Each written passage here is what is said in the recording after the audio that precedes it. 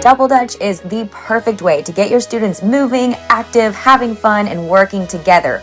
But if you've ever tried to teach it, you know that it can be very tricky. And in this video, we are here to help.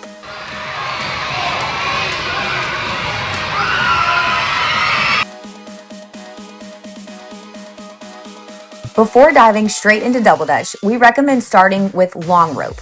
To turn long rope, focus on making nice, smooth circles up and over toward the inside of the body.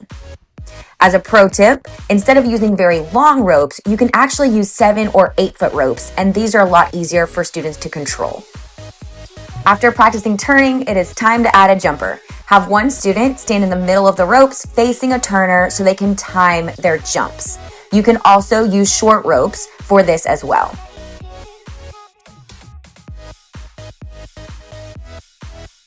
Next, you can practice a long rope entrance, and this will actually mirror a double Dutch entrance. To enter, stand close to a turner, and as the rope rises, step towards the middle and jump over the rope, making sure to watch the rope's timing. Again, as the rope rises, step to the middle and jump over the rope.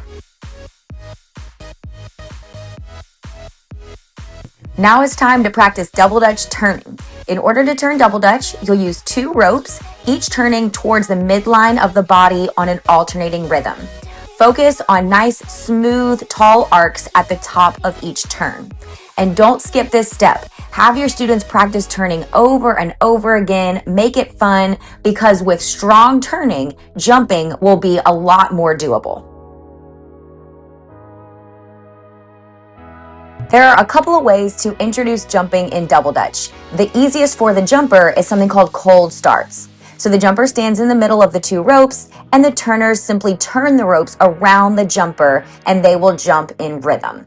Now, as a teacher, it's ideal if you have another turner on the other end that can help you with these cold starts.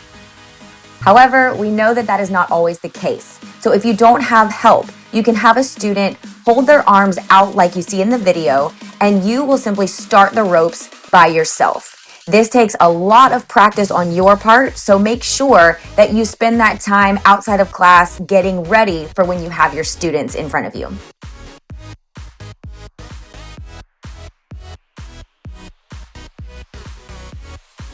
The other way for jumping to happen is by the student actually entering the ropes while they're turning. This is kind of the epitome of what everyone wants to try. And the good news is that entrance is very similar to long rope.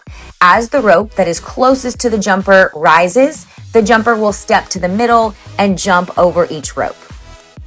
The steps that we talked about in this video will hopefully help you teach double Dutch in your classes in a much more manageable way. Now, with that said, everything takes time. So of course, don't expect double Dutch to happen overnight. Use these steps as building blocks and see how far your students can get.